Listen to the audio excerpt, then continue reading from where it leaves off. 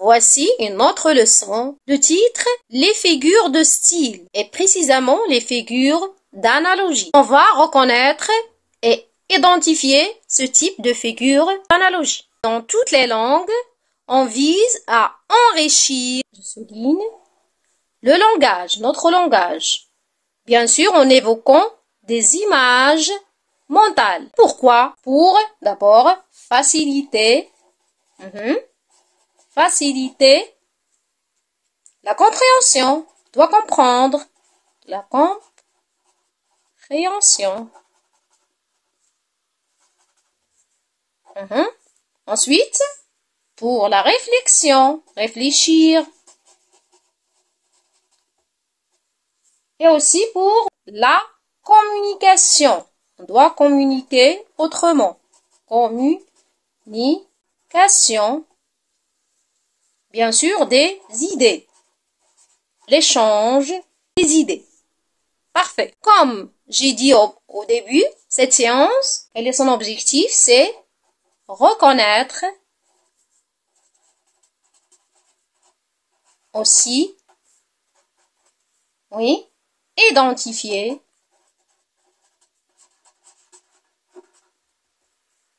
ce type d'image.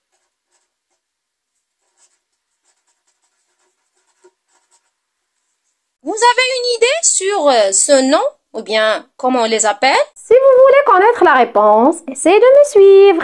Je vais lire des phrases et en même temps, on va reconnaître ce type d'image, comment on les appelle. Zhor sourit largement comme toutes les femmes qui manifestaient leur ignorance par des mimiques diverses. J'ai souligné sur Zhor, j'entoure, et puis toutes les femmes. Deuxième phrase. D'ailleurs, cette fille est folle ou possédée. La phrase c'est se vend viande et légumes attendent jusqu'au soir que la fille du coiffeur se décide à les faire cuire. La phrase D. La passion est sourde muette de naissance. Après votre lecture, quel est le point commun entre ces 4 phrases? Qu'il y a un rapport de quoi? De ressemblance. Qu'appelle-t-on ces éléments? Cette leçon est déjà étudiée dans les années précédentes, je crois. Ce sont, les figures de style. On a 4 phrases, 2, 3 et 4. Alors la première, c'est la comparaison. La deuxième, la métaphore. La troisième, la personnification. Et la dernière, c'est l'allégorie. Donc, on va expliquer ces 4 figures de style. Quelles sont d'abord les composantes de chaque représentation ou bien chaque phrase? La première, ça veut dire la comparaison. Les éléments, on a zhor. C'est, le comparer. Après, toutes les femmes, c'est quoi? Le comparant. Comparer, comparant. Toujours dans la première phrase. Là, la ponctuation. Non, c'est pas la ponctuation. C'est le point de ressemblance. Alors, quel est le point de ressemblance entre Zhor et toutes les femmes? C'est le sourire. Sourit. Comment? Largement. Après, c'est l'outil de la comparaison qui est comme. Et n'oubliez pas qu'il existe d'autres outils de la comparaison. La deuxième phrase. Les éléments, on a cette fille. L'autre, c'est folle. Ou bien posséder. Cette fille, c'est quoi? C'est le comparer. Et la deuxième, les comparants, parce qu'on a deux. Comparants. Mais, qu'est-ce qui manque dans cette phrase? Très bien, c'est l'outil. Donc, absence de l'outil. On n'a pas un outil. On a la comparaison avec outil et comparaison sans outil. C'est la métaphore. La troisième phrase, on a le verbe attendre. Viande et légumes.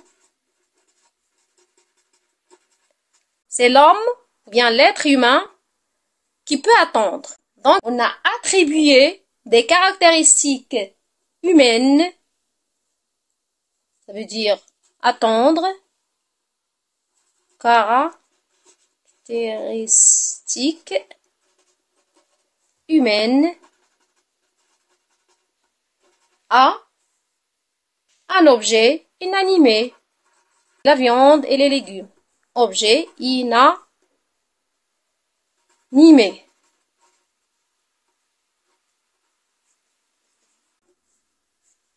La quatrième phrase, sourde, muette.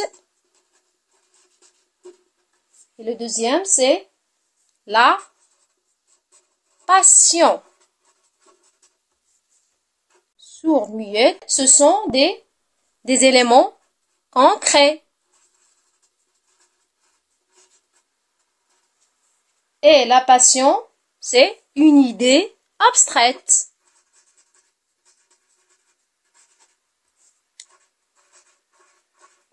Alors ça, c'est l'allégorie. Finalement, quel est l'effet recherché pour chacune de ces figures? La comparaison. Qu'est-ce qu'on cherche? Une description, une ressemblance ou bien similitude.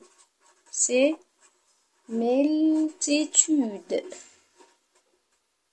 Ressemblance.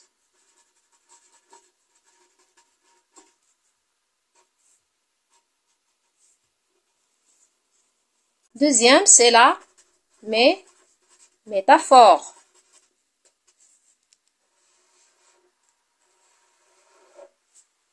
On cherche à créer des images mentales vivantes et vives.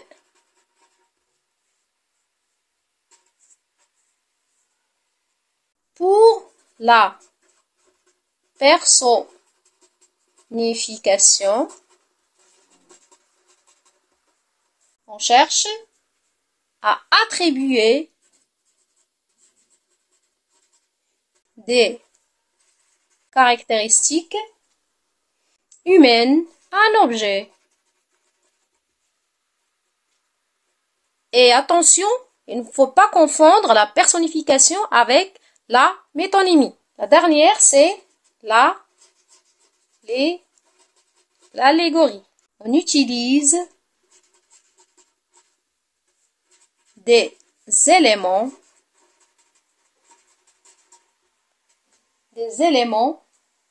concrets pour représenter des idées abstraites. Alors voilà, c'est l'allégorie. Petite évaluation. Pourquoi? Pour vérifier votre acquisition de ces types de figures de style. Bravo! Vous êtes sur la bonne voie. Le titre de la leçon, c'est les figures d'analogie. Alors, on a remarqué qu'il y a 4 types. Donc, je vous donne la définition. Essayez de m'en donner quelle figure. Rapprochez deux termes au moyen d'un mot comparatif. La comparaison. Comparaison. Le comparant, le comparer, l'outil de comparaison et le moyen de ressemblance. Quelle est la comparaison sans outil? Oui, c'est la métaphore. Métaphore. Le fait d'attribuer à un objet ou à un animal les sentiments d'une personne. Très bien, c'est une personnification.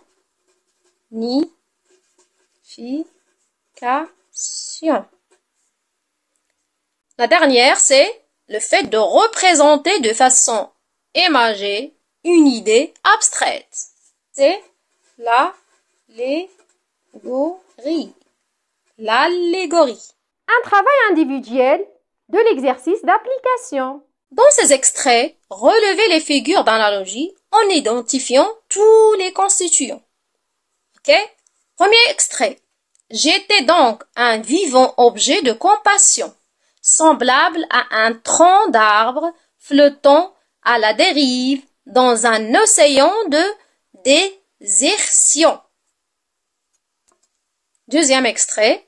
Ma maîtresse s'est penchée sur moi comme une perle fragile qu'elle a glissée dans une bourse d'amour.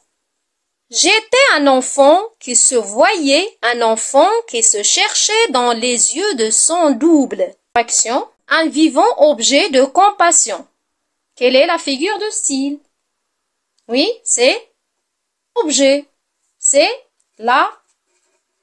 l'allégorie. Et la deuxième, on a semblable à, c'est une métaphore. Non, c'est comparaison.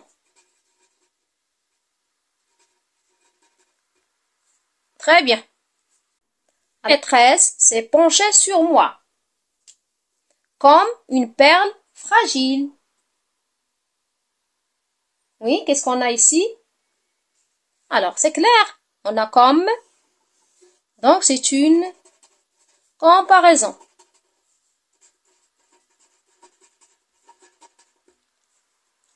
En fin de compte, j'étais un enfant qui se voyait, un enfant qui se cherchait.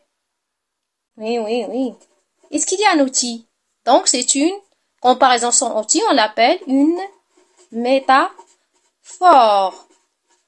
On peut le dire comme ça. C'était comme un enfant qui se voyait, comme un enfant qui se cherchait. Mais on n'a pas. Donc, c'est une comparaison sans outil. C'est la fin de notre séance. Merci et à bientôt.